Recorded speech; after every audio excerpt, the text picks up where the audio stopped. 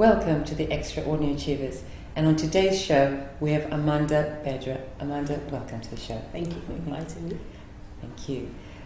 Today, Amanda is going to be telling us about her journey. Who is Amanda? And where she's at now, and where Amanda will be next.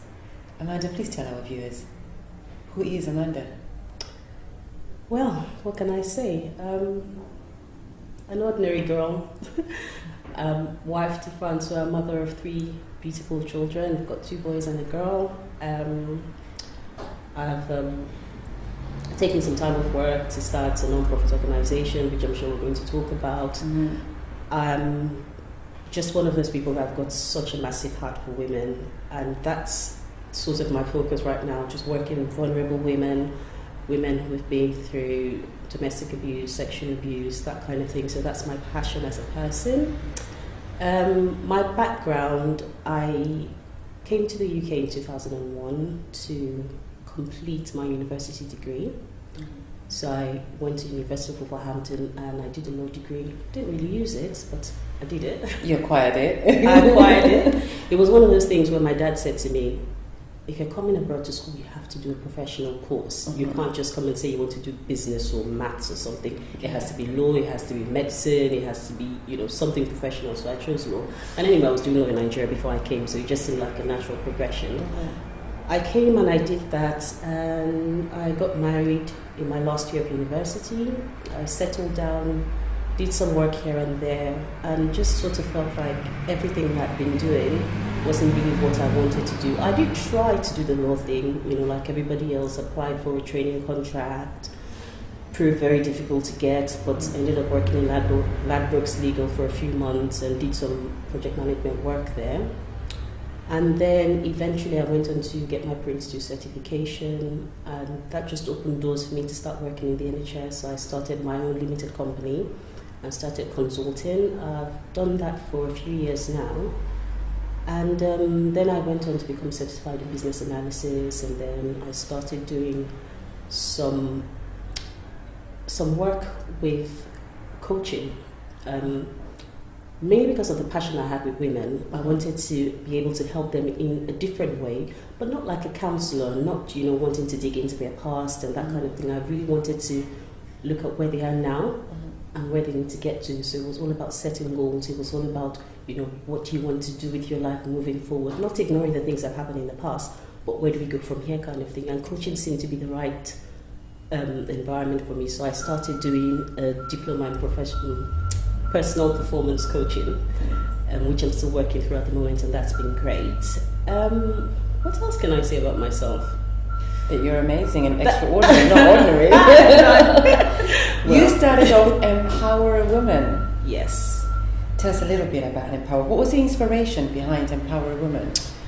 So, Empower a Woman is, oh my gosh, where do I even start from? It's something that's really close to my heart. It's something that I started off last year. Even though it's a journey that I've been carrying on for at least 4 to 5 years. Like I said, I've always had this passion for working with women. And my inspiration came from my own personal testimony, being in a place where I just didn't have anything. I didn't have any money. We're married, we're both working, but we're really struggling. And we went through a rough patch in our marriage, like everyone does, yeah, like most people do. Yeah. But it was one of those things where I felt more imprisoned because I couldn't make any choices. I was so limited financially. It wasn't like I wanted to have the money to say, okay, fine, I'm going to walk out of my marriage. But just being in that place where you know that you're so dependent on somebody else, or you're so dependent on another person's income, it made me feel like, oh, where do I go from here? It's almost like, how women stay in domestic violence because they don't have the opportunity to step out of it. They don't have a voice. They haven't got a choice. And I found myself in a similar situation, and I thought, this can't be right. But the truth is, the seed was planted in about 2001. I listened to the song, and it's a song about domestic violence. It's by Savage Garden. It's called Two Beds and a Coffee Machine. And there's a line in the song that talks about there are groceries to buy and she knows she has to go home. And I thought, what's she going back home to? She's going back to this abusive relationship. She's going back to her kids being beaten and her being shouted out. Because she has to buy food. So where do we get to the point where women are so limited that they then end up making the wrong choices because they can't afford to make the right choices? And so that's where the seeds started, being planted. And I thought, you know what? Every woman should have the right to a second income. A first income for some women, because women tend to stay at home and be the one to look after the kids. But maybe if you had like a small business that you're doing, whether it was selling books, whether it was Avon or Mary Kay or something like that, it gives you a bit of extra income, and then you don't have to rely on your husband or your partner for everything. So that's really where the inspiration and the motivation came from. It's just about giving women that choice, equipping them to find out who they are as people, get that self-esteem and that self-worth and all those things that a life of abuse or trauma or any kind of, when you're in a vulnerable situation, the first thing that goes is your self-worth. The next thing that goes is your self-esteem. You start feeling, oh, I'm useless, I can't do anything for myself, I'm this person, I'm that person, and then you forget who you are. So one of the things that I had in my heart to empower other women is that thing about your identity, that you're a valuable woman, that you're precious and you're loved and you mean something and you've got something to give, something that only you can give. There's something in every woman that nobody else can give apart from that woman.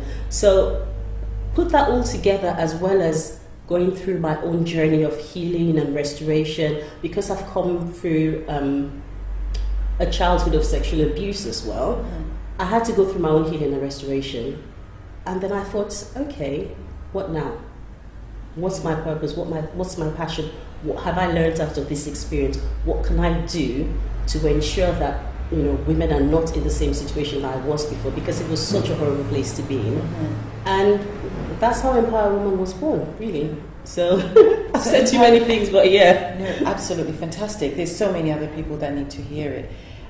Because when you have been, in my personal experience, when you have been abused as a child and you come from sexual abuse and you've come through from trying to re-find yourself, and also when you then get into a relationship and then you get into a violent relationship, or you are in circumstances that you cannot be in control of, it sort of changes your DNA, I say. It changes a little bit of who you are.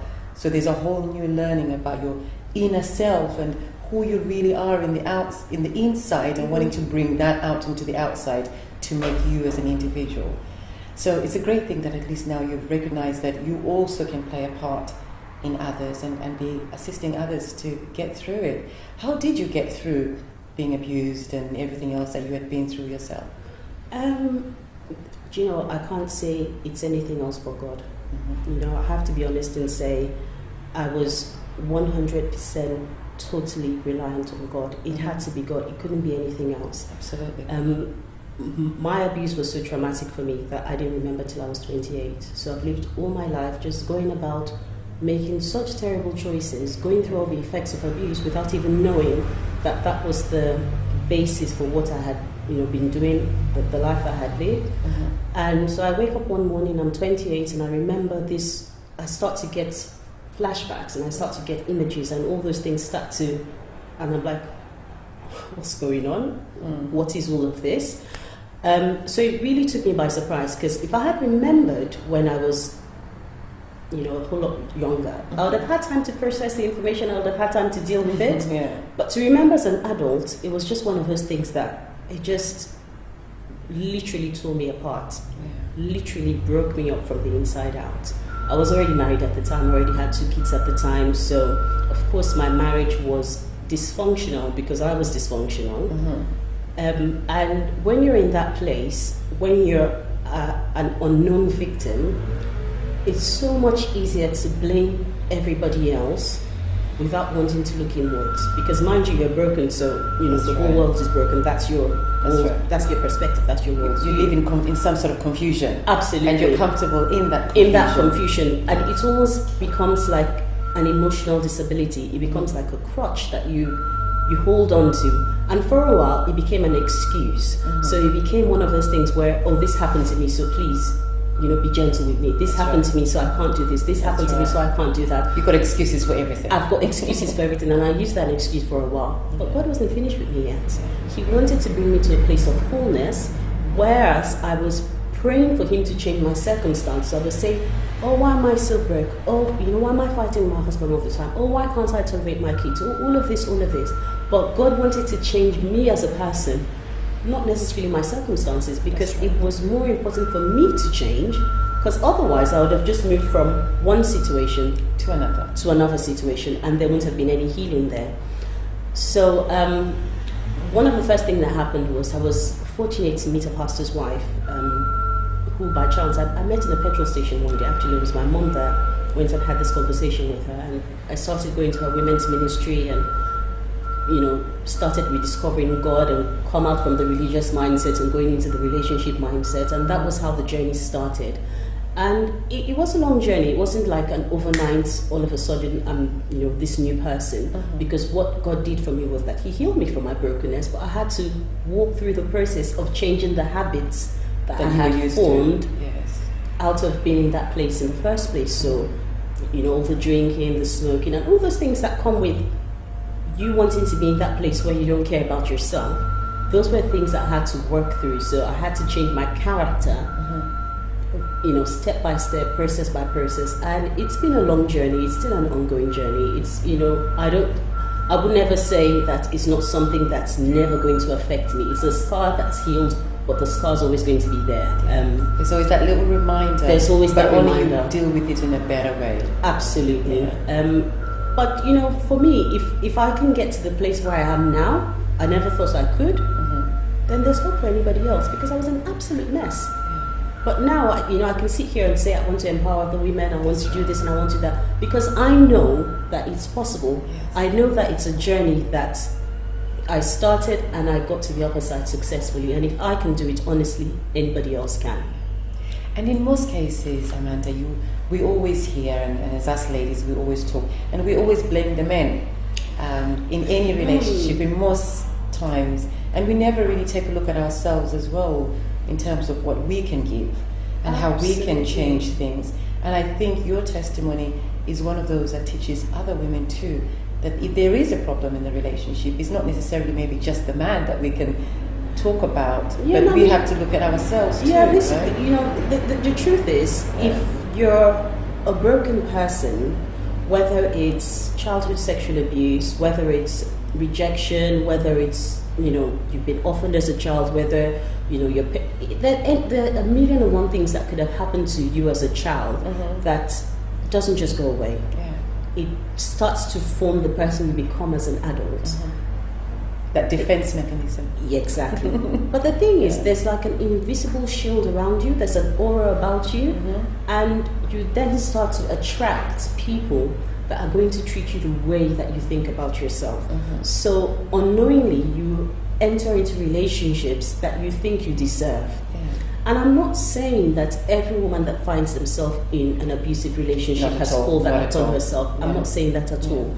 I'm just saying that in my personal experience, I've found that a broken person sometimes needs to fix themselves before they can understand what's going on with somebody else. So if you find yourself in a relationship, like I found myself in a relationship where I was clashing a lot with my husband, and I'm not saying he didn't have his own issues, and I'm not saying that he didn't have his own parts to play, but I'm saying that I allowed him to treat me the way I felt about myself. And our relationship changed because I changed, because I started to see myself differently, because I started to treat myself differently. Nobody is going to love you more than you love yourself. That's right. And if you think you're a doormat for people to walk over, guess what? They'll walk over you.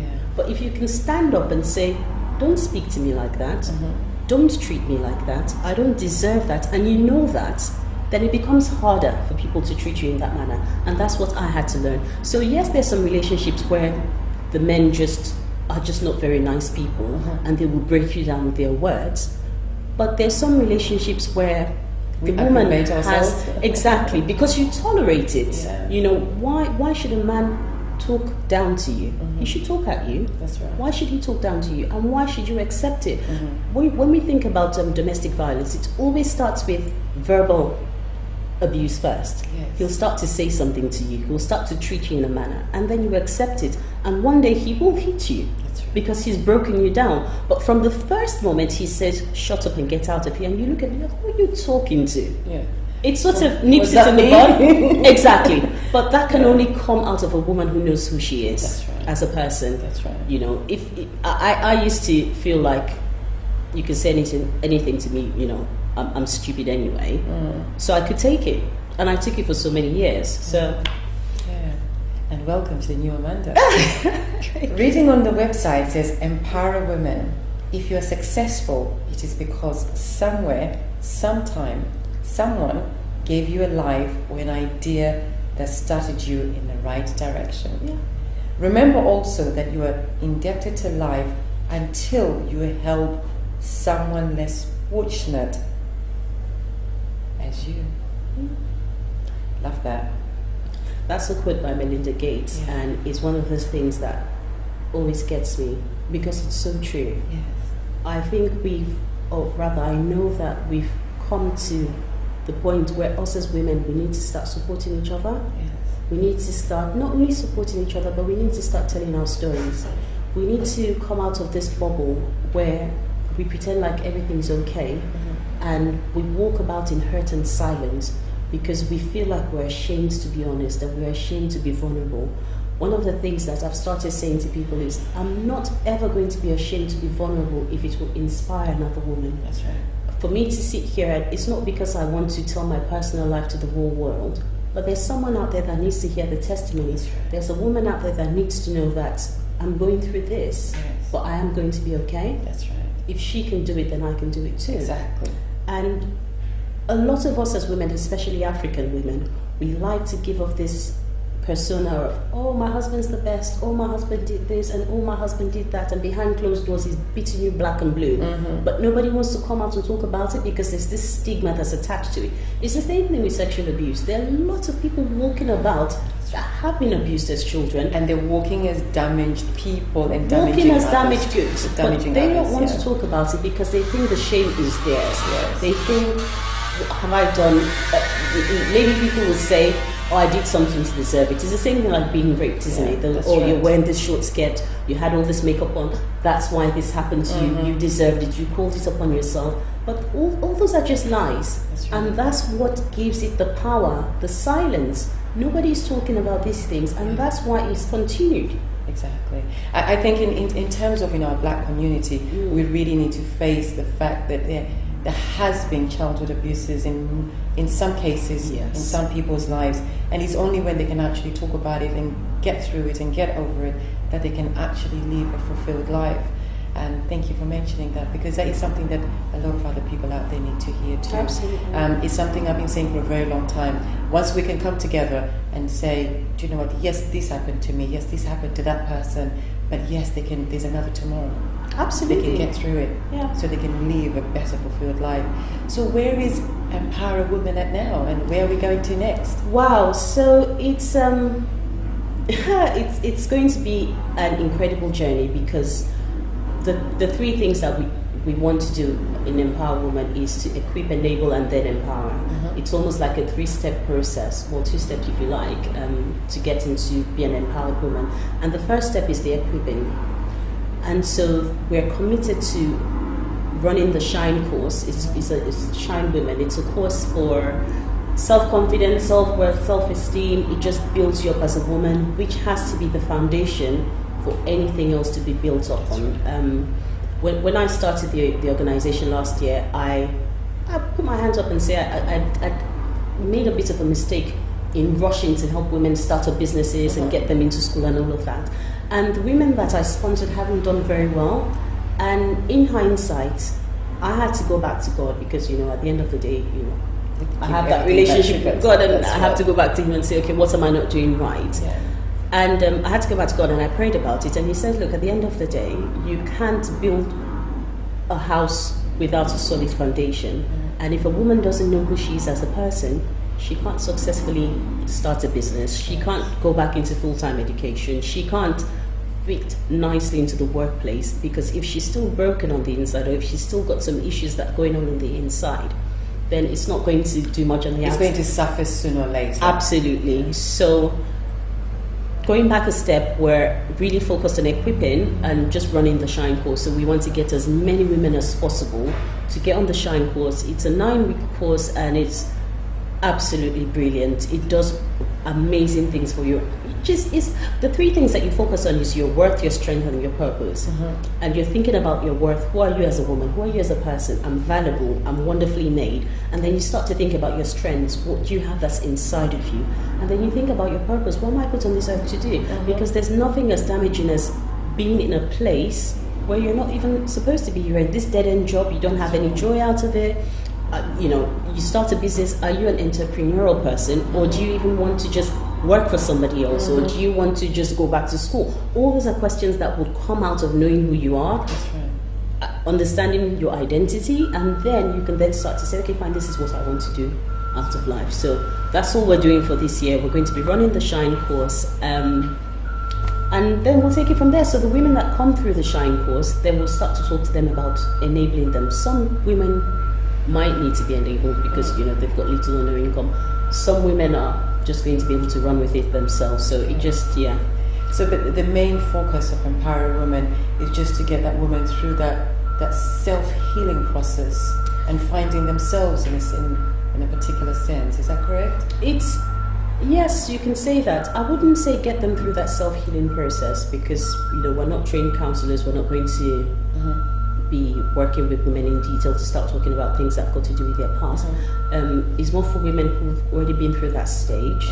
So whether we're working with women that have gone through domestic violence, so they might have been through the Freedom Program, or they might have done other things that have brought them to that place where they're like, okay, what now? What am I going to do with the rest of my life? I've come out of this abusive relationship, or I've dealt with some issues from my past, or I've only started dealing with some issues from my past, but I want to know what am I going to do with the rest of my future. But they're vulnerable in some way, in that they haven't got any income, or they've got some income, they just don't have any support. So it's more about the support and the mentorship, but then the equipping. I can't stress how wonderful the Shine Women course is. Just giving them that, and then we can, where do we go from there? Get to that place of, being complete in yourself, and then we can then start to say. So, in answering your question, the focus of Empower Woman is to just get a woman to the place where she feels like she knows who she is, and she feels like she's got a choice. One of the things that God gave us as human beings is our free will, and it's one of the things that you can't take away from anybody. That's right. And a lot of people have lost the power of their choice because of circumstances, and we want to be able to give that back to a woman. We want a woman to say, I decided to do this because that was what I wanted to do, and not because of my circumstances. Fantastic. What's your most favorite pastime? When Amanda is not empowering other women, How do I spend time? Do you know what? I live in my head. I live in my head.